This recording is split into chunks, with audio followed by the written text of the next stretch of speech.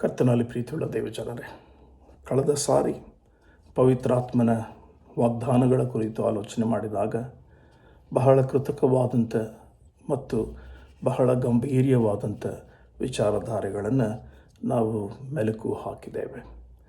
ದೇವರ ವಾಕ್ಯಗಳು ಬಹಳ ಚಂದವಾಗಿಯೂ ಅರ್ಥಗರ್ಭಿತವಾಗಿಯೂ ನಮಗೆ ಕಳೆದ ಸಾರಿ ಈ ಆತ್ಮನ ಕುರಿತು, ಆತ್ಮನ ಚಿಂತನೆಯ ಕುರಿತು ಮತ್ತು ಆತ್ಮನು ಬಂದಂಥ ಅನೇಕ ಸಂಗತಿಗಳ ಕುರಿತು ದೇವರ ವಾಕ್ಯದಲ್ಲಿ ನಾವು ಕಂಡಿದ್ದೇವೆ. ಈ ದೇವರ ಆತ್ಮನು ಪವಿತ್ರ ಆತ್ಮನು, ಸತ್ಯದ ಆತ್ಮನು ಎಂಬುದಾಗಿ ನಾವು ಕರೆಯುತ್ತೇವಲ್ಲ. ಈ ಸತ್ಯದ ಆತ್ಮನು ಇಷಯನ ಬುಡದಿಂದ ಚಿಗುರು ಹೊಡೆಯುವುದರ ವರ್ಷದಿಂದ ಮುಂದಿನ ಎಲ್ಲ ಸಂಗತಿಗಳು ಆತನ ಬೇರಿನಿಂದ ಹೊರಟ ತಳಿರು ಫಲಿಸುವುದು ಎನ್ನುವುದರವರೆಗೂ ಮಾತ್ರವಲ್ಲದೆ ಜ್ಞಾನ ವಿವೇಕಗಳ ಆತ್ಮ ಇದು ಕ್ರಿಸ್ತನಲ್ಲಿ ಹೇಗೆ ಐಕ್ಯಗೊಂಡಂಥ ಈ ಆತ್ಮದಿಂದ ಕ್ರಿಸ್ತನು ತಾನು ಬಂದಂಥ ಕಾರ್ಯವನ್ನು, ತನ್ನ ತಂದೆಯ ಚಿತ್ತವನ್ನು ನೆರವೇರಿಸುವುದಕ್ಕೆ ಪ್ರಾರಂಭ ಮಾಡಿದ ದಿವಸದಿಂದ ಆತನು ದಿವಾರೋಹಣವಾಗುವ ತನಕ ಹೇಗೆ ಆತ್ಮನು ಕ್ರಿಸ್ತನನ್ನು ನಡೆಸಿದ್ದನ್ನು ಕುರಿತು ನಾವು ದೇವರ ವಾಕ್ಯಗಳಲ್ಲಿ ನೋಡಿದ್ದೇವೆ. ಮಾತ್ರವಲ್ಲದೆ ಯೇಸು ಕ್ರಿಸ್ತನು ಇಹಲೋಕಕ್ಕೆ ಬಂದಾಗ, ಆತನು ಮಾನವನ ರೂಪ ಧರಿಸಿದಾಗ, ಮನುಷ್ಯ ಕುಮಾರನಾಗಿ ಆತನು ರೂಪಿಸಲ್ಪಟ್ಟಾಗ ಆ ದೇವರ ಆತ್ಮನು ಆತನ ಮೇಲೆ ಬಂದದ್ದನ್ನ ಕುರಿತು ಇಷಯನು ಬಹಳ ಅರ್ಥಗರ್ಭಿತವಾಗಿ ಯೆಶಾಯನ ಪ್ರವಾದನ ಗ್ರಂಥದಲ್ಲಿ ನಾವು ನೋಡ್ತೇವೆ. ಮಾತ್ರವಲ್ಲದೆ ಆತನು ತಿಳಿಸುತ್ತಾನೆ, ಯೆಹೋವನಾದ ಆತ್ಮನು, ಕರ್ತನ ಆತ್ಮನು ನನ್ನ ಮೇಲೆ ಅದೇ ಎಂಬುದಾಗಿ ಆತನು ಯೇಸು ಕ್ರಿಸ್ತನ ಕುರಿತು ಮಾತನಾಡುವಾಗ ಆತನು ಯೆಹೋವನ ಆತ್ಮನೇ ಯೇಸು ಕ್ರಿಸ್ತನಿಗೆ ಕೊಡಲ್ಪಟ್ಟಿತ್ತು.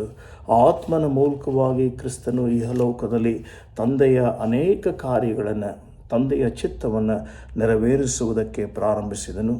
ಮಾತ್ರವಲ್ಲದೆ ತಂದೆಯು ಯಾವುದನ್ನು ಪ್ರಕಟ ಮಾಡಬೇಕೆಂಬುದಾಗಿ ತನ್ನ ಆತ್ಮನ ಮೂಲಕ ತಿಳಿಸಿಕೊಡುತ್ತಾ ಬಂದನು, ಅವೆಲ್ಲವುಗಳನ್ನು ಕ್ರಿಸ್ತನು ಪ್ರಕಟ ಮಾಡುತ್ತಾ ಕ್ರಿಸ್ತನು ತನ್ನ ಜೀವಿತದ ಅವಧಿಯಲ್ಲಿ ತಾನು ಮಾಡಬೇಕಾಗಿದ್ದಂಥ ತಂದೆಯ ಕೆಲಸವನ್ನು ನಿಯೋಜಿತವಾಗಿ ಮಾಡುತ್ತಾ ಬಂದು ಕಡೆಯದಾಗಿ ತನ್ನನ್ನೇ ಸಮರ್ಪಿಸಿಕೊಂಡು ಆ ಒಂದು 3ನೆಯ ದಿವಸದಲ್ಲಿ ತಾನು ಹೇಳಿದ ಪ್ರಕಾರವೇ ಮೃತ್ಯುಂಜಯನಾಗಿ ಮರಣದ ಕೊಂಡಿಯನ್ನು ಮುರಿದು ಆತನು ಸಮಾಧಿಯನ್ನು ಬಿಟ್ಟು ಎದ್ದು ಬಂದನು. ಅದಾದ ನಂತರ ಅನೇಕ ಜನರಿಗೆ ಆತನು ಸಾಕ್ಷಿಯಾಗಿ ಕಾಣಿಸಿಕೊಂಡದ್ದು ಮಾತ್ರವಲ್ಲದೆ ತನ್ನ ಶಿಷ್ಯರ ಸಂಗಡ ಇರುವಾಗಲೇ ಆತನು ಮಧ್ಯಾಕಾಶಕ್ಕೆ ಒಯ್ಯಲ್ಪಟ್ಟು ಅಲ್ಲಿಂದ ತಂದೆಯ ಸ್ಥಾನಕ್ಕೆ ಆತನು ಒಯ್ಯಲ್ಪಟ್ಟನು, ದಿವಾರೋಹಣವಾದನು ಎಂಬುದಾಗಿ ನಾವು ನೋಡ್ತೇವೆ. ಮಾತ್ರವಲ್ಲದೆ ಯೇಸು ಸ್ವಾಮಿಯು ತಾನೇ ಹೇಳಿದ್ದು, ನಾನು ಹೋಗದೆ ಹೋದರೆ ನನ್ನ ಆತ್ಮವನ್ನು ನಿಮಗೆ ಕಳುಹಿಸಿಕೊಡುವುದಕ್ಕೆ ಸಾಧ್ಯ ಇಲ್ಲ. ನಾನು ಹೋಗುವಂಥದ್ದು ಬಹಳ ಒಳ್ಳೆಯದು, ಕಾರಣ ನಾನು ನಿಮಗೊಬ್ಬ ಸಹಾಯಕನನ್ನು ಕಳುಹಿಸಿಕೊಡುವುದಕ್ಕೆ ಸಾಧ್ಯ. ಮಾತ್ರವಲ್ಲದೆ ತಂದೆಯು ಆ ಒಂದು ಆತ್ಮನ ಒಂದು ಅರ್ಥಗರ್ಭಿತವಾದಂಥ ಜೀವಿತವನ್ನು ನಿಮಗೆ ಕೊಡುವುದಕ್ಕಿದ್ದಾನೆ. ಆತನು ತಂದೆಯು ನಿಮಗೆ ಅಧಿಕೃತವಾಗಿ ಕಳುಹಿಸಿಕೊಡುವಂಥ ಆ ಆತ್ಮನು ನನ್ನ ಹೆಸರಿನಲ್ಲಿ ಬರುವಾಗ ಸದಾಕಾಲ ಆತನು ನಿಮ್ಮ ಸಂಗಡ ಇರುತ್ತಾನೆ ಎಂಬುದಾಗಿಯೂ ಕೂಡ ದೇವರ ವಾಕ್ಯಗಳು ನಮ್ಮ ಕೂಡ ಕಳೆದ ಸಾರಿ ಮಾತನಾಡಿರುವಂಥದ್ದನ್ನು ನಾವು ಮೆಲುಕು ಹಾಕಬಹುದು. ಹೌದು ನನ್ನ ಪ್ರೀತಿಯುಳ್ಳ ಸಹೋದರ ಸಹೋದರಿಯರೇ, ಆ ನಿಟ್ಟಿನಲ್ಲಿ ದೇವರ ವಾಕ್ಯವು ಬಹಳ ಅರ್ಥಗರ್ಭಿತವಾಗಿ ನಮ್ಮ ಕೂಡ ಮಾತನಾಡಿ ಹೇಳುವಂಥದ್ದು, ನನ್ನ ತಂದೆಯು ನಿಮಗೆ ವಾಗ್ದಾನ ಮಾಡಿದ್ದನ್ನು ಪರಲೋಕದಿಂದ ಕಳುಹಿಸಿಕೊಡುವುದಕ್ಕಿದ್ದಾನೆ. ಆದ್ದರಿಂದ ನೀವು ಈ ಯೆರೂಸಲೇಮ್ ಪಟ್ಟಣದಲ್ಲಿ ಕಾದುಕೊಂಡಿರಿ. ಆ ತಂದೆಯ ಆ ಒಂದು ಪವಿತ್ರ ಆತ್ಮನು ನಿಮ್ಮ ಸಂಗಡ ಬರುವುದಕ್ಕೆ ಇರುವಾಗ ನೀವು ಆ ಪವಿತ್ರ ಆತ್ಮನನ್ನು ಹೊಂದಿಕೊಳ್ಳುವುದಕ್ಕೆ ಇಲ್ಲೇ ನೀವು ಕಾದುಕೊಂಡಿರಿ ಎಂಬುದಾಗಿಯೂ ಕೂಡ ಶಿಷ್ಯರಿಗೆ ಕ್ರಿಸ್ತನು ಆಜ್ಞಾಪಿಸುವಂಥದ್ದನ್ನು ನಾವು ಕೇಳಿಸಿಕೊಂಡಿದ್ದೇವೆ. ಹೀಗಾಗಿ ಕಳೆದ ಸಾರಿ ಕೇಳಿಸಿಕೊಂಡಂಥ ಕಡೆಯ ವಾಕ್ಯ, ಆ ಕ್ರಿಸ್ತನು ಆ ಸಹಾಯಕನನ್ನು ತಂದೆಯ ಮೂಲಕವಾಗಿ ಕಳುಹಿಸಿಕೊಟ್ಟ ಮೇಲೆ ಹೇಗೆ ಶಿಷ್ಯರು ಸುವಾರ್ತೆಯನ್ನು ಸಾರುತ್ತಾ ಬರುವಾಗ ನಾವು ನೋಡ್ತೇವೆ. ಶಿಷ್ಯರು ಸುವಾರ್ತೆಯನ್ನು ಸಾರುತ್ತಾ ಬರುವಾಗೆಲ್ಲ ಆ ಪವಿತ್ರಾತ್ಮನ ಉಪದೇಶವನ್ನು ಹೊತ್ತುಕೊಂಡು ದೇವರು ತಾನೇ ಅವರ ಮಧ್ಯದಲ್ಲಿದ್ದು ಕಾರ್ಯ ಮಾಡುತ್ತಾ ಆ ಸುವಾರ್ತೆಯನ್ನು ಸಾಧಿಸುತ್ತಾ ಸುವಾರ್ತೆಯ ಸಾರ್ಥಕತೆಯನ್ನು ಜನರು ಅನುಭವ ಮಾಡುವ ಹಾಗೆ ಕೃಪೆ ಮಾಡಿ ನಡೆಸೋದನ್ನು ಕೂಡ ನಾವು ನೋಡ್ತೇವೆ. ಇದು ಬಹಳ ಉತ್ತಮವಾದಂಥ ದೈವಿಕ ಕೃಪೆ ಮತ್ತು ದೈವಿಕವಾದಂಥ ನಡಾವಳಿಕೆಯಲ್ಲಿ ನಾವು ಹೇಗೆ ಆತ್ಮನ ಕುರಿತು ಚಿಂತನೆ ಮಾಡಬೇಕು ಎನ್ನುವಂಥದ್ದನ್ನು ಅರ್ಥೈಸಿಕೊಳ್ಳುವಂಥದ್ದು ಆಗಿಯದೆ. ಈಗ ನಾವು ಮುಂದುವರಿಯುವಂಥ ಭಾಗದಲ್ಲಿ ನಾವು ಅರ್ಥ ಮಾಡಿಕೊಳ್ಳುವಂಥ ಸಂದೇಶ ಏನೆಂಬುದಾಗಿ ನೋಡುವಾಗ, ಈ ಪವಿತ್ರಾತ್ಮನು ನಮಗೆ ಕೊಡಲ್ಪಟ್ಟಿದ್ದಾನಲ್ಲ, ಈ ಪವಿತ್ರಾತ್ಮನು ನಮಗೆ ಕೊಡಲ್ಪಟ್ಟಿರುವಾಗ ಈ ಪವಿತ್ರಾತ್ಮನಿಂದ ಉಂಟಾಗುವಂಥ ವಾಗ್ದಾನಗಳಾದರೂ ಏನು? ನಾವು ಯಾವ ವಾಗ್ದಾನಗಳನ್ನು ಈ ಪವಿತ್ರಾತ್ಮನ ಮೂಲಕವಾಗಿ ಹೊಂದಿದ್ದೇವೆ ಎನ್ನುವಂಥದ್ದರ ಕುರಿತು ಇವತ್ತು ಅವಲೋಕಿಸಿ ನೋಡೋಣ. ಮಾತ್ರವಲ್ಲದೆ ಈ ಒಂದು ಶೀರ್ಷಿಕೆಯಲ್ಲಿ ಬಹುಶಃ ಈ ಒಂದು ಮಾಧ್ಯಮದ ಮೂಲಕ ಈ ಒಂದು ಶೀರ್ಷಿಕೆಯನ್ನು ಈ ಹೊತ್ತಿಗೆ ನಮ್ಮ ಅಧ್ಯಯನದಲ್ಲಿ ಮುಗಿಸಿಕೊಳ್ಳುವಂಥದ್ದು ಆಗಿರುವಂಥದ್ದಾಗಿದೆ ಎಂಬುದಾಗಿಯೂ ಕೂಡ ನಾವು ಅರ್ಥ ಮಾಡಿಕೊಳ್ಳೋಣ. ಹಾಗಾಗಿ ಮೊದಲನೆಯದಾಗಿ ನಾವು ಕಾಣುವಂಥ ದೇವರ ಆತ್ಮನ ವಾಗ್ದಾನ ಏನು ಎಂಬುದಾಗಿ ನೋಡುವಾಗ, ಪೌಲನು 2ನೇ ತಿಮೋತಿಯವರಿಗೆ ಬರೆಯುವಂಥ ಪತ್ರಿಕೆಯಲ್ಲಿ ಹೀಗೆ ಬರೆಯುತ್ತಾನೆ. 1ನೇ ಅಧ್ಯಾಯದ 7ನೆಯ ವಾಕ್ಯದಲ್ಲಿ ನಾವು ಹೀಗೆ ನೋಡುತ್ತೇವೆ, ದೇವರು ನಮಗೆ ಕೊಟ್ಟಿರುವ ಆತ್ಮವು ಬಲ, ಪ್ರೀತಿ, ಶಕ್ತಿಗಳ ಶಿಕ್ಷಣಗಳ ಆತ್ಮವೇ ಹೊರತು ಹೇಡಿತನದ ಆತ್ಮವಲ್ಲ ಎಂಬುದಾಗಿ. ಪ್ರೀತಿಯುಳ್ಳ ದೇವಜನರೇ, ಕ್ರಿಸ್ತನು ನಮಗೆ ತನ್ನ ಆತ್ಮವನ್ನು ಕರೆಸಿಕೊಳ್ಳುವಾಗ, ನಮಗೆ ಆತ್ಮನನ್ನು ಸಹಾಯಕನಾಗಿ ಕಳುಹಿಸಿಕೊಡುವಾಗ ಆ ವಾಗ್ದಾನಗಳು ಏನಿತ್ತು ಎಂಬುದಾಗಿ ನೋಡುವುದಾದರೆ, ದೇವರು ನಮಗೆ ಕೊಟ್ಟಿರುವ ಆತ್ಮ ಮೊದಲು ಬಲ, 2ನೆಯದಾಗಿ ಪ್ರೀತಿ, 3ನೆಯದಾಗಿ ಶಿಕ್ಷಣಗಳ ಆತ್ಮಗಳೇ ಹೊರತು ಹೇಡಿತನದ ಆತ್ಮವಲ್ಲ. ನಮಗೆ ಕಳುಹಿಸಲ್ಪಟ್ಟಂಥ ದೇವರ ಆತ್ಮವು ನಮ್ಮ ಸಂಗಡ ಬಲ, ಪ್ರೀತಿ, ಶಿಕ್ಷಣಗಳನ್ನು ಕೊಡುವಂಥದ್ದು ಆಗಿಯದೆ. ಇದನ್ನು ಹೊರತುಪಡಿಸಿ ಮತ್ತೇನೂ ಅಲ್ಲ ಎಂಬುದಾಗಿ ಸತ್ಯವೇದದಲ್ಲಿ ನಾವು ನೋಡ್ತೇವೆ. ಈ ಹೊತ್ತು ಬಲದಿಂದ ಜೀವಿಸುತ್ತಾ ಇದ್ದೇವೋ ಅಥವಾ ಹೇಡಿಗಳಾಗಿ ಅಡಗಿಕೊಂಡಂಥ ಜೀವಿತದಲ್ಲಿ ಇದ್ದೇವೋ, ಪ್ರೀತಿಯನ್ನು ಬಿಂಬಿಸುವಂಥ ಜೀವಿತದಲ್ಲಿದ್ದೇವೋ ಅಥವಾ ಪ್ರೀತಿಯನ್ನು ಮರೆತು ದ್ವೇಷ, ಅಸೂಯೆ, ಅಸಹ್ಯತನ, ದುರ್ಮಾರ್ಗತನ, ದುಂದೌತನಗಳು, ದುರ್ಮಾರ್ಗತನದಲ್ಲಿ ಅನೇಕ ಕ್ರಿಯೆಗಳು, ಅನೇಕ ಕಾರ್ಯಗಳು, ಮತ್ತೊಬ್ಬರಿಗೆ ತೊಂದರೆ ಕೊಡುವಂಥ ಜೀವಿತ, ಮತ್ತೊಬ್ಬರಿಗೆ ಹೇಸಿಗೆಯನ್ನು ತರುವಂಥ ಕೃತ್ಯಗಳು, ಮತ್ತೊಬ್ಬರಿಗೆ ಅನೇಕ ತೊಂದರೆಗಳನ್ನು ಈಡು ಮಾಡುವಂಥ ನಮ್ಮ ಜೀವಿತಗಳ ಅನೇಕ ಸವಲತ್ತುಗಳನ್ನು ನಾವು ಬಳಕೆ ಮಾಡುತ್ತಾ ಇದ್ದೇವೋ? ಪ್ರಿಯರೇ, ಅರ್ಥ ಮಾಡಿಕೊಳ್ಳೋಣ. ದೇವರ ವಾಕ್ಯವು ಬಹಳ ಸುಲಲಿತವಾಗಿ ನಮಗೆ ಈ ಹೊತ್ತು ದೊರಕುತ್ತಾ ಇದೆ. ಮುಂದಿನ ದಿನಗಳಲ್ಲಿ ದೇವರ ವಾಕ್ಯದ ಕ್ಷಾಮ ದೊರೆಯುತ್ತದೆ ಎಂಬುದಾಗಿ ಸತ್ಯವೇದದಲ್ಲಿ ನಾವು ನೋಡ್ತೇವೆ. ಮುಂದಿನ ದಿನಗಳಲ್ಲಿ ನೀರಿನ ಕ್ಷಾಮ ಇಲ್ಲ, ಬೆಳೆಗಳ ಕ್ಷಾಮ ಇಲ್ಲ, ಮಳೆಯ ಕ್ಷಾಮ ಇಲ್ಲ, ಬೇರೆ ಯಾವ ಕೊರತೆಗಳು ಇಲ್ಲ. ಆದರೆ ದೇವರ ವಾಕ್ಯದ ಕ್ಷಾಮ ಕೊರತೆಯಾಗಿ ನಮ್ಮನ್ನು, ಮಾನವರನ್ನು ಕಾಡುವಂಥದ್ದು ಅದೇ ಎಂಬುದಾಗಿ ಈಗಾಗಲೇ ದೇವರ ವಾಕ್ಯವು ನುಡಿದಿದೆ. ಹಾಗಾಗಿ ಪ್ರಿಯರೇ, ಈ ಪ್ರವಾದನ ವಾಕ್ಯಕ್ಕೆ ಅನುಗುಣವಾಗಿ ನಮ್ಮನ್ನು ನಾವು ಈ ಹೊತ್ತು ತಿದ್ದಿ ಸರಿಪಡಿಸಿಕೊಳ್ಳುವುದಾದರೆ, ದೇವರ ಆತ್ಮನು ಕೊಡುವಂಥ ಬಲ, ಪ್ರೀತಿ ಮತ್ತು ಶಿಕ್ಷಣಗಳ ಆತ್ಮವನ್ನು ನಾವು ಚಲಿತ ಮಾಡುವಾಗ, ಅದರ ಕುರಿತು ಆಲೋಚನೆ ಮಾಡುವಾಗ, ಅದರಿಂದ ಬರುವಂಥ ಎಲ್ಲ ಉತ್ತಮ ಭಾಗಗಳನ್ನು ಜನರಿಗೆ ಕೊಡುವುದಕ್ಕೆ ಸಾಧ್ಯವಾಗುತ್ತದೆ ಎನ್ನುವಂಥದ್ರಲ್ಲಿ ಯಾವ ಸಂದೇಹ ಇಲ್ಲ. ಹಾಗಾಗಿ ಈ 3 ಆತ್ಮಗಳ, ಈ 3 ವಾಗ್ದಾನಗಳು ನಮಗೆ ಕೊಡಲ್ಪಟ್ಟಿವೆ. ಬಲ, ಪ್ರೀತಿ ಮತ್ತು ಶಿಕ್ಷಣಗಳ ಆತ್ಮ ಹೇಡಿತನದ ಆತ್ಮವಲ್ಲ.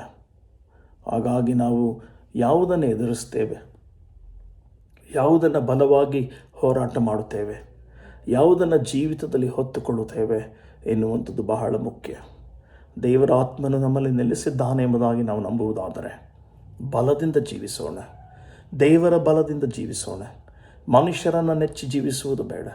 ದೇವರ ಬಲದಿಂದ, ದೇವರ ಜ್ಞಾನದಿಂದ, ದೇವರು ಕೊಡುವಂಥ ಬುದ್ಧಿಶಕ್ತಿಯಿಂದ, ದೇವರು ಕೊಡುವಂಥ ಯುಕ್ತಿಯಿಂದ, ದೇವರು ಕೊಡುವಂಥ ಸಹಾಯದ ಹಸ್ತದಿಂದ, ದೇವರ ಕೃಪೆಯಿಂದ, ದೇವರ ಪ್ರೀತಿಯಿಂದ, ದೇವರ ಮೇಲಿಟ್ಟಂಥ ನಂಬಿಕೆಯಿಂದ ಜೀವಿಸುವುದಕ್ಕೆ ಪ್ರಾರಂಭಿಸೋಣ. ಆ ಬಲದಲ್ಲಿ ಜೀವಿಸುವಾಗ ದೇವರು ನಮ್ಮನ್ನು ಪ್ರೀತಿಯಲ್ಲಿ ನಡೆಸುತ್ತಾನೆ. ಆತನು ನಮ್ಮನ್ನು ಪ್ರೀತಿಯಲ್ಲಿ ಬಂಧಿಸುತ್ತಾನೆ. ಆತನು ತನ್ನ ಪ್ರೀತಿಯನ್ನು ನಮಗೆ ದಾರೆ ಎರೆದನಲ್ಲ, ಆ ಪ್ರೀತಿಯನ್ನು ಅನುಭವ ಮಾಡುವಂಥ ನಾವು, ನಮ್ಮ ಜೀವಿತಗಳಲ್ಲಿ ಆ ಪ್ರೀತಿಯನ್ನು ಹೊಂದಿಕೊಂಡಂಥ ನಾವು ಮತ್ತೊಬ್ಬರಿಗೆ ಆ ಪ್ರೀತಿಯನ್ನು ದಾರೆ ಎರೆಯುವ ಮಕ್ಕಳಾಗಿ ಜೀವಿಸುವಂಥದ್ದು ಎಷ್ಟೋ ಲೇಸು. ಮಾತ್ರವಲ್ಲದೆ ಶಿಕ್ಷಣಗಳ ಆತ್ಮಗವನ್ನು ನಮಗೆ ದಯಪಾಲಿಸಿಕೊಟ್ಟಿದ್ದಾನೆ. ನಾವು ಶಿಕ್ಷಿತರಾಗಿ ಜೀವಿಸುವುದು ಮಾತ್ರವಲ್ಲದೆ ಇತರರನ್ನು ಕೂಡ ಶಿಕ್ಷಿತರಾಗಿ ಜೀವಿಸುವುದಕ್ಕೆ ಅವರನ್ನು ಕೂಡ ಆ ನಿಟ್ಟಿನಲ್ಲಿ ಬೆಳೆಸೋಣ, ಆ ನಿಟ್ಟಿನಲ್ಲಿ ಉಪದೇಶಿಸೋಣ, ಆ ನಿಟ್ಟಿನಲ್ಲಿ ಅವರ ಜೀವಿತಗಳನ್ನು ರೂಪಿಸೋಣ, ಮಾರ್ಪಡಿಸೋಣ ಎನ್ನುವಂಥದ್ದು ಬಹಳ ಶ್ರೇಷ್ಠ. ಹೇಡಿತನದ ಆತ್ಮವು ನಮಗೆ ಕೊಡಲ್ಪಡಲ್ಲ ಪ್ರಿಯರೇ. ಆದ್ದರಿಂದ ಈ ಹೊತ್ತು ಹೇಡಿತನದ ಜೀವಿತ ನಮ್ಮಲ್ಲಿರುವುದಾದರೆ ಎಚ್ಚೆತ್ತುಕೊಂಡು ಬಲ, ಪ್ರೀತಿ, ಶಿಕ್ಷಣಗಳ ಆತ್ಮವನ್ನು ಹೊಂದಿಕೊಂಡಿದ್ದೇವಲ್ಲ, ಅದಕ್ಕೆ ತಕ್ಕ ರೀತಿಯಲ್ಲಿ ನಡೆಯೋಣ. ಇನ್ನು 4ನೇಯದಾಗಿ ದೇವರ ಈ ವಾಗ್ದಾನ, ದೇವರ ಆತ್ಮನ ವಾಗ್ದಾನ ನಮಗೆ ಯಾವ ರೀತಿಯಲ್ಲಿ ಕೊಡಲ್ಪಟ್ಟಿದೆ ಎಂಬುದಾಗಿ ನೋಡುವಾಗ ಯೋಹಾನನ ಸುವಾರ್ತೆ 16ನೇ ಅಧ್ಯಾಯದ 13ನೇ ವಾಕ್ಯದಲ್ಲಿ ನಾವು ನೋಡ್ತೇವೆ, ಸತ್ಯದ ಆತ್ಮನು ಬಂದಾಗ ಆತನು ನಮ್ಮನ್ನು ನಡೆಸಿಕೊಂಡು ಹೋಗಿ ಸಕಲ ವಿಷಯದಲ್ಲಿಯೂ ಸತ್ಯಕ್ಕೆ ಸೇರಿಸುವನು ಮತ್ತು ಆತನು ತನ್ನ ಚಿತ್ತಕ್ಕೆ ತಾನೇ ಮಾತನಾಡದೆ ಆತನು ಕೇಳಿದ ಮಾತುಗಳನ್ನೇ ಆಡುವನು ಮತ್ತು ಮುಂದಾಗುವ ಸಂಗತಿಗಳನ್ನು ನಮಗೆ ತಿಳಿಸುವನು. ಸತ್ಯದ ಆತ್ಮನು ನಮ್ಮ ಸಂಗಡ ಇರುವಾಗ ದೇವರ ವಾಕ್ಯ ಹೇಳ್ತದೆ, ಆತನು ನಮ್ಮನ್ನು ಸತ್ಯಕ್ಕೆ ನಡೆಸುವಲ್ಲಿ ಸೇರಿಸುವನು, ಸತ್ಯದಲ್ಲಿ ಸೇರಿಸುವನು.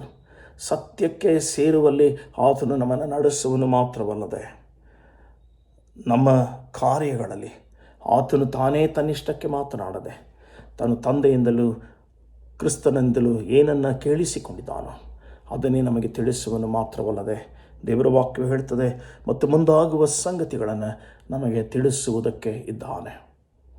ನನ್ನ ಪ್ರೀತಿಯುಳ್ಳ ದೇವಜನರೇ, 4ನೇಯದಾಗಿ ದೇವರ ವಾಕ್ಯ ಹೇಳ್ತದೆ, ನಾವು ಕ್ರಿಸ್ತನ ಆತ್ಮನನ್ನು, ದೇವರ ಆತ್ಮನನ್ನು ಹೊಂದಿಕೊಳ್ಳುವಾಗ ದೇವರ ಆತ್ಮನು ನಮ್ಮನ್ನು ಸತ್ಯಕ್ಕೆ ನಡೆಸುವನು.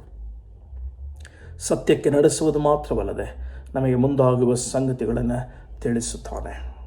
ಹೀಗೆ ಮುಂದುವರಿದು ದೇವರ ಆ ಕ್ರಿಸ್ತನ ಆತ್ಮನ ವಾಗ್ದಾನಗಳು ಏನು ಎಂಬುದಾಗಿ ಅರ್ಥೈಸಿಕೊಳ್ಳುವುದಾದರೆ ರೋಮಾಪುರದವರಿಗೆ ಬರೆದಂಥ ಪತ್ರಿಕೆ 8ನೇ ಅಧ್ಯಾಯದ 14ನೇ ವಾಕ್ಯದಲ್ಲಿ ನಾವು ಹೀಗೆ ನೋಡ್ತೇವೆ, ಯಾರ್ಯಾರು ದೇವರ ಆತ್ಮನಿಂದ ನಡೆಸಿಕೊಳ್ಳುತ್ತಾರೋ ಅವರು ದೇವರ ಮಕ್ಕಳು.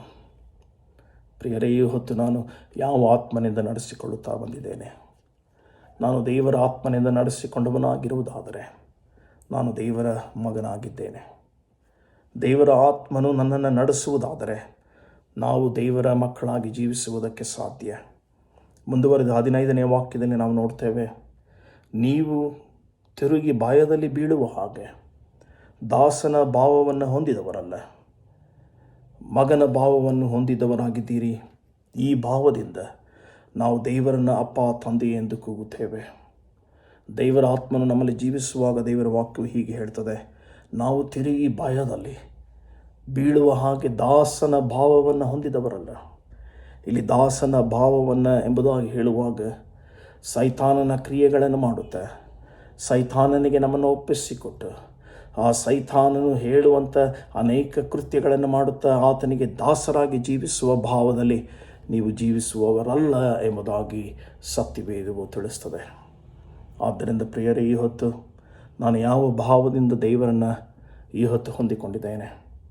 ನಾನು ಹೊಂದಿಕೊಂಡಿರುವಂಥ ದೇವರ ಆತ್ಮನು ನನ್ನನ್ನು ಸತ್ಯಕ್ಕೆ ನಡೆಸುವಾತನು, ನನ್ನನ್ನು ಸತ್ಯದಲ್ಲಿ ಸೇರಿಸುವಾತನು, ನನಗೆ ಯಾವ ಭಯದ ವಾತಾವರಣವನ್ನು ಸೃಷ್ಟಿ ಮಾಡುವುದಕ್ಕೆ ಅಸಾಧ್ಯವಾಗಿರುವಂಥ ಆತ್ಮನು, ನನಗೆ ಬಲದಲ್ಲಿಯೂ ನೀತಿಯಲ್ಲಿಯೂ ಪ್ರೀತಿಯಲ್ಲಿಯೂ ಶಿಕ್ಷಣದಲ್ಲಿಯೂ ನಡೆಸುವಂಥ ಆತ್ಮನು, ನನ್ನನ್ನು ಸದಾಕಾಲ ನನ್ನ ಸಂಗಡ ಇರುವಂಥವನು, ನನಗೆ ಕೊಟ್ಟಂಥ ಆ ಭಾವವನ್ನು ಅರ್ಥ ಮಾಡಿಕೊಳ್ಳುವಂಥ ನಾನು ಆತನ ಮಗನಾಗಿ ಮಗಳಾಗಿ ಜೀವಿಸುವುದಕ್ಕೆ ಸಾಧ್ಯವಾಗುವಂಥ ಆತ್ಮನನ್ನು ನನಗೆ ಕೊಟ್ಟಿರುವಲ್ಲಿ ದೇವರ ವಾಕ್ಯವು ಹೇಳ್ತದೆ, ನೀನು ತಿರುಗಿ ಭಯದ ಭಾವದಲ್ಲಿ ದಾಸ ಭಾವವನ್ನು ಹೊಂದುವುದಕ್ಕೆ ನಿನಗೆ ಆತ್ಮನು ಕೊಡಲ್ಪಡಲಿಲ್ಲ.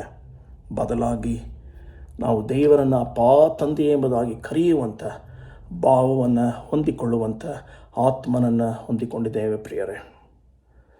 ದೇವರ ವಾಕ್ಯವು ಬಹಳ ಸ್ಪಷ್ಟವಾಗಿ ನಮ್ಮ ಕೂಡ ಮಾತನಾಡ್ತದೆ.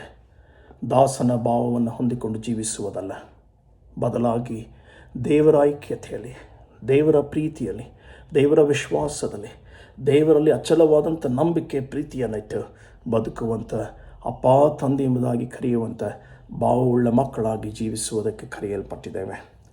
ಇನ್ನು 16ನೇ ವಾಕ್ಯದಲ್ಲಿ ನಾವು ನೋಡ್ತೇವೆ ಪ್ರಿಯರೇ, ನಾವು ದೇವರ ಮಕ್ಕಳಾಗಿದ್ದೇವೆಂಬುದಕ್ಕೆ ಪವಿತ್ರಾತ್ಮನೇ ನಮ್ಮ ಸಂಗಡ ಸಾಕ್ಷಿ ಕೊಡುತ್ತಾನೆ. ಪವಿತ್ರಾತ್ಮನೇ ನಮ್ಮ ಸಂಗಡ ಸಾಕ್ಷಿ ಕೊಡುವಾಗ ನಾವು ದೇವರ ಆತ್ಮನನ್ನು ಹೊಂದಿಕೊಂಡು ಬಾಳುವಂಥದ್ದು ಶ್ರೇಷ್ಠ. ಇನ್ನು 1 ಕೊರಿಂಥ 12ನೇ ಅಧ್ಯಾಯದ 7ನೇ ವಾಕ್ಯದಲ್ಲಿ ನಾವು ನೋಡ್ತೇವೆ, ದೇವರ ಆತ್ಮನು ನಮ್ಮೊಬ್ಬೊಬ್ಬರಿಗೂ ಕೊಡಲ್ಪಟ್ಟದ್ದು ನಮ್ಮ ಸ್ವಂತ ಪ್ರಯೋಜನಾರ್ಥವಾಗಿ ಅಲ್ಲ, ಬದಲಾಗಿ ಇತರರ ಪ್ರಯೋಜನಾರ್ಥವಾಗಿ ಪ್ರಿಯರೇ. ಆಮೇನ್.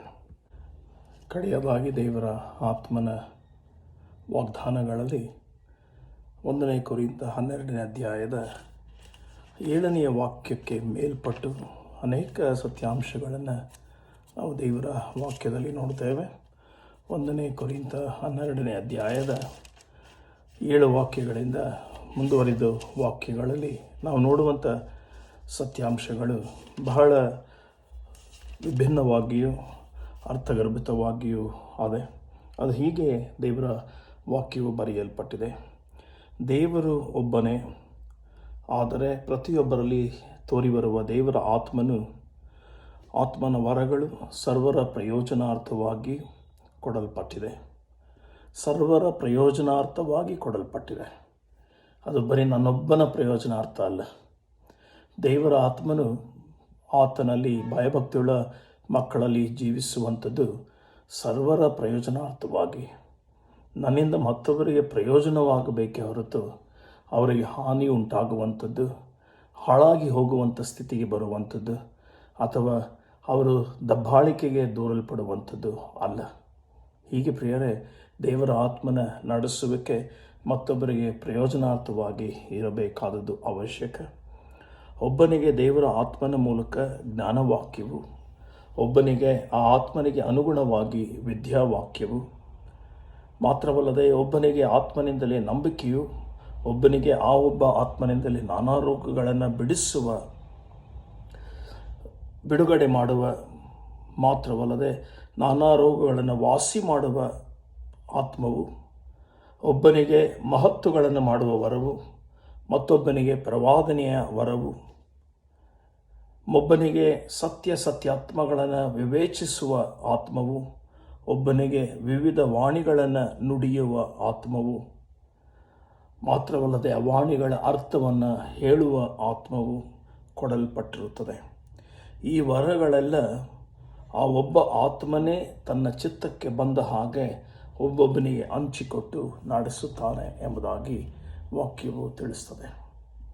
ಹೌದು ನನ್ನ ಪ್ರೀತಿಯುಳ್ಳ ದೇವಜನರೇ, ದೇವರ ಆತ್ಮನ ವಾಗ್ದಾನಗಳು ಅನೇಕವಾಗಿವೆ. ದೇವರ ಆತ್ಮನ ವಾಗ್ದಾನವು ಅದು ಅನೇಕ ಜನರಿಗೆ ಪ್ರಯೋಜನಾರ್ಥವಾಗಿ ಕೊಡಲ್ಪಟ್ಟಿದೆ. ಸುಲಲಿತವಾಗಿ ಅರ್ಥ ಮಾಡಿಕೊಳ್ಳುವಂಥ ದೇವರ ವಾಕ್ಯಗಳನ್ನು ಈಗ ಕೇಳಿಕೊಂಡಿದ್ದೇವೆ.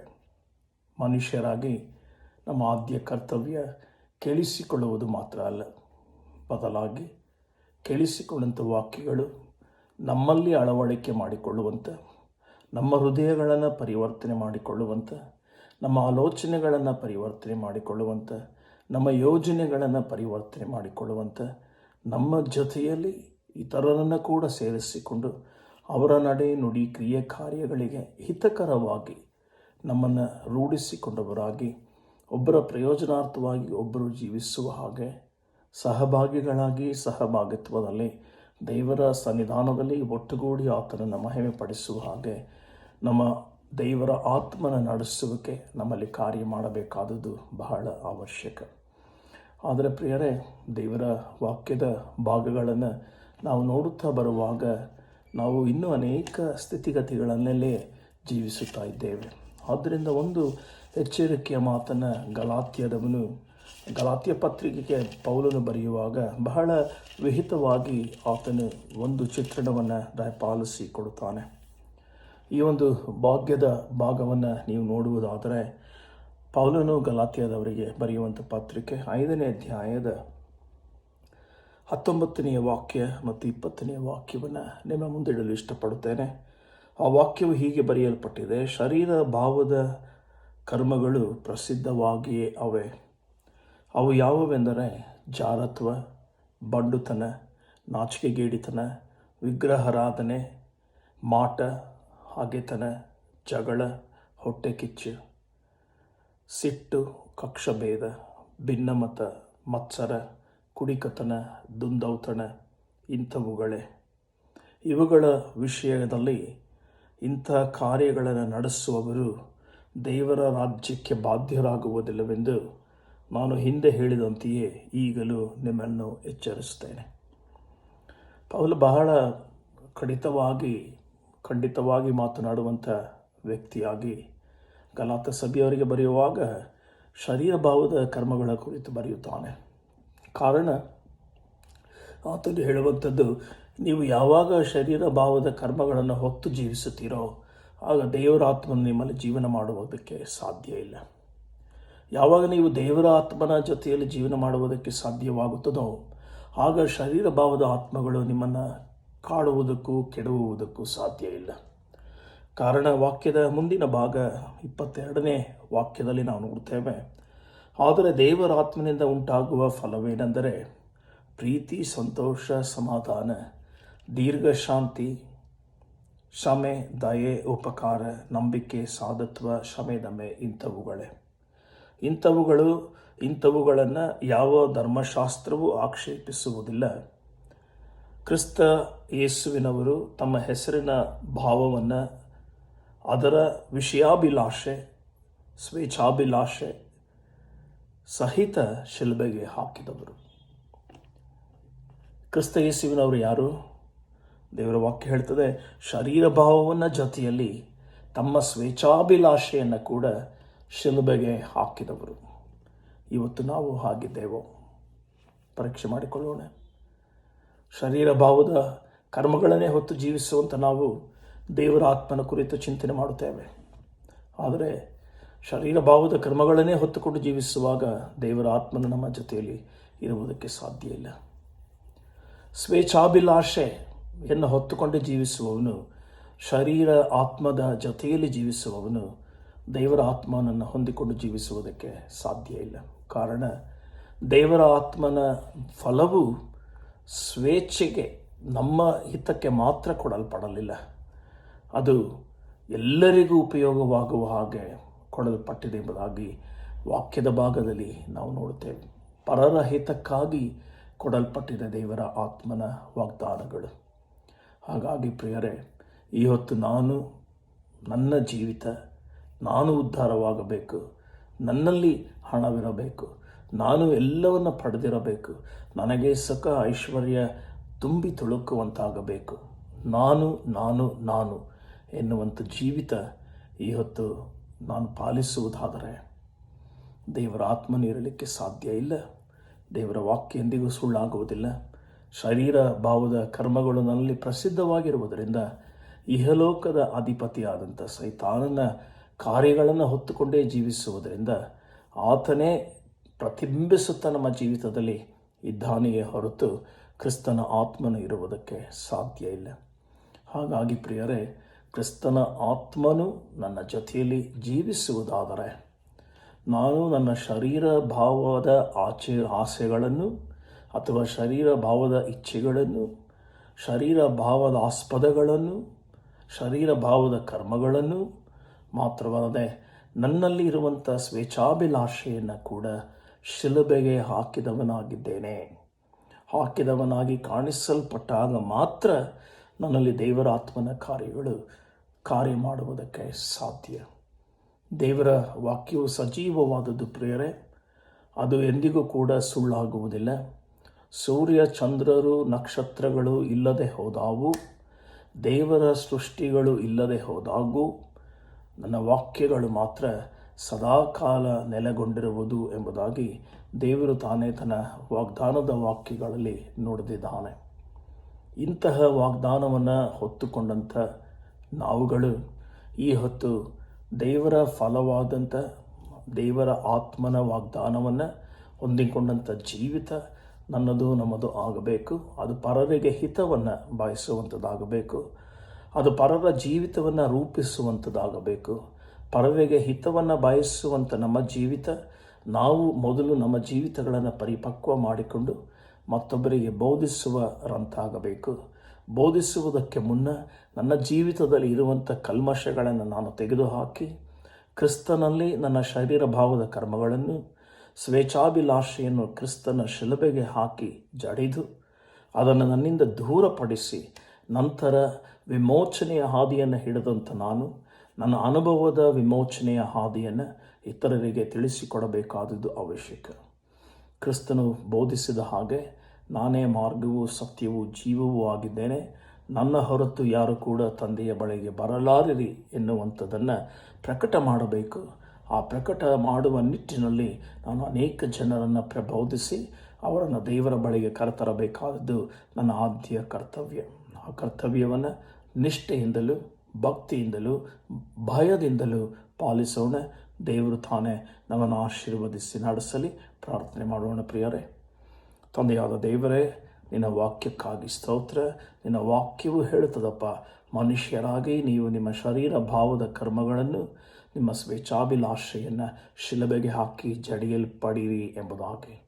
ಹೌದು ಸ್ವಾಮಿ, ನಾವು ನಮ್ಮ ಶರೀರ ಭಾವದ ಕರ್ಮಗಳನ್ನು, ಸ್ವೇಚ್ಛಾಭಿಲಾಷೆಯನ್ನು ಶಿಲುಬೆಗೆ ಹಾಕಿ ಜಡಿದು ಅವುಗಳು ನಮ್ಮ ಜೀವಿತದಲ್ಲಿ ಇನ್ನು ಕಾಣದ ಹಾಗೆ ನೀನು ಕೃಪೆ ಮಾಡಿ, ಆ ಎರಡು ಸಂಗತಿಗಳು ನಮ್ಮ ಜೀವಿತದಲ್ಲಿ ಬಾರದ ಹಾಗೆ ನಿನ್ನ ಆತ್ಮನನ್ನು ಹೊತ್ತು ನಿನ್ನ ಆತ್ಮನ ಫಲವನ್ನು, ನಿನ್ನ ಆತ್ಮನ ವಾಗ್ದಾನಗಳನ್ನು ಇತರರಿಗೆ ಪ್ರಕಟ ಮಾಡುವ ಹಾಗೆ ಕೃಪೆ ಮಾಡು. ನಾವು ನಮ್ಮನ್ನು ರೂಪಿಸಿಕೊಂಡು ತಿದ್ದಿ ಸರಿಪಡಿಸಿಕೊಂಡು ಮಾನಸಾಂತರಪಟ್ಟು ನಿನ್ನಲ್ಲಿ ಐಕ್ಯಗೊಂಡವರಾಗಿ ನಿನ್ನಿಂದ ಹೊಂದಿದಂಥ ದೇವರ ಆತ್ಮನನ್ನು ಲೋಕದಲ್ಲಿ ಪ್ರಚುರಪಡಿಸುವ ಹಾಗೆ ಕೃಪೆ ಮಾಡು. ಇದರ ಮೂಲಕವಾಗಿ ಅನೇಕ ಜನರು ನಿನ್ನ ಶಿಲುಬೆಯನ್ನು ಕಂಡುಕೊಂಡು, ಶಿಲುಬೆಯೇ ನನ್ನ ಮಾರ್ಗ, ಶಿಲುಬೆಯೇ ನನ್ನ ಹಾದಿ, ಶಿಲುಬೆ ಇಲ್ಲದೆ ನಾನು ದೇವರ ಬಳಿಗೆ ಬರುವುದಕ್ಕೆ ಸಾಧ್ಯ ಇಲ್ಲ ಎನ್ನುವಂಥದ್ದನ್ನು ಅರ್ಥೈಸಿಕೊಂಡವರಾಗಿ ತಮ್ಮನ್ನೇ ತಾವು ನಿಮಗೆ ಸಮರ್ಪಿಸಿಕೊಳ್ಳುತ್ತಾ ನಿನ್ನನ್ನೇ ಆರಾಧಿಸುವಂಥ ಮಕ್ಕಳಾಗಿ ಬಾಳುವ ಹಾಗೆ ಕೃಪೆ ಮಾಡು. ಇಡೀ ಪ್ರಪಂಚದಲ್ಲಿರುವಂಥ ಆತಂಕಗಳನ್ನು ನಿನ್ನ ಸನ್ನಿಧಾನದಲ್ಲಿ ನಿನ್ನ ಹಸ್ತಕ್ಕೆ ಒಪ್ಪಿಸಿಕೊಡುತ್ತೇವೆ ಸ್ವಾಮಿ. ನಿನ್ನ ಚಿತ್ತಕ್ಕನುಸಾರವಾಗಿ ಆಶೀರ್ವದಿಸು. ನಿಮ್ಮ ನಾಡಿಗೋಸ್ಕರವಾಗಿಯೂ ನಿಮ್ಮ ನೆಲಕ್ಕೋಸ್ಕರವಾಗಿಯೂ ಪ್ರಾರ್ಥಿಸಿರಿ. ನಿಮ್ಮ ಪ್ರಾರ್ಥನೆಗಳನ್ನು ಕೇಳುತ್ತೇನೆ ಎಂಬುದಾಗಿ ವಾಗ್ದಾನ ಮಾಡಿದ ದೇವರೇ, ನೆಲೆಯಲ್ಲಿ ನಮ್ಮ ನೆಲದಲ್ಲಿ ಇರುವಂಥ ಎಲ್ಲ ಭೀಕರ ಸ್ಥಿತಿಗತಿಗಳನ್ನು ನಿನ್ನ ಸನ್ನಿಧಾನದಲ್ಲಿ ನಿನ್ನ ಹಸ್ತಕ್ಕೆ ಒಪ್ಪಿಸಿಕೊಡ್ತೇವೆ. ನಿನ್ನ ಭಯಭಕ್ತಿಯುಳ್ಳಂಥ ಮಕ್ಕಳು ಪ್ರಾರ್ಥನೆ ಮಾಡುವಾಗ ಪ್ರಾರ್ಥನೆಯನ್ನು ಕೇಳುವಂಥ ದೇವರು ನೀನಾಗಿದ್ದಿ ಸ್ತೋತ್ರ ಸಲ್ಲಿಸ್ತೇವೆ. ಒಬ್ಬೊಬ್ಬರು ತಮ್ಮ ತಮ್ಮ ತಪ್ಪುಗಳನ್ನು ಅರಿತು ನಿನ್ನಲ್ಲಿ ಪ್ರಾಯಶ್ಚಿತ್ತದ ಯಜ್ಞವಾಗಿ ತಮ್ಮನ್ನೇ ಸಮರ್ಪಿಸಿಕೊಂಡು ತಮ್ಮ ಜೀವಿತದಲ್ಲಿ ಪಾಪದ ಪರಿಹಾರವನ್ನು ಕಂಡುಕೊಂಡವರಾಗಿ ನಿನ್ನನ್ನೇ ಆರಾಧಿಸಿ ಕೊಂಡಾಡುವ ಹಾಗೆ ಕೃಪೆ ಮಾಡಪ್ಪ. ಕ್ರಿಸ್ತನ ನಾಮದಲ್ಲಿ ಪ್ರಾರ್ಥನೆಯನ್ನು ಬೇಡಿ ಹೊಂದಿಕೊಂಡಿದ್ದೇವೆ ಸ್ವಾಮಿ. ಆಮೇನ್.